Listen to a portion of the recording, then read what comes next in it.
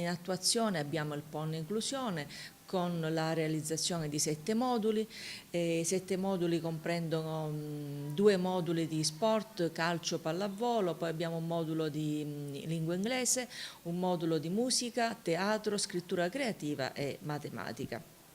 Tutti i moduli si avvalgono dell'attività di insegnamento e apprendimento non secondo la maniera tradizionale dell'aula con l'insegnante che spiega all'alunno che ascolta, ma diciamo in una dinamica didattica dove l'aula diventa un momento di incontro tra alunni e docente. Quello che conta è proprio l'operatività, l'attività, l'essere da parte dell'alunno partecipe e attivo, protagonista assoluto del processo di apprendimento.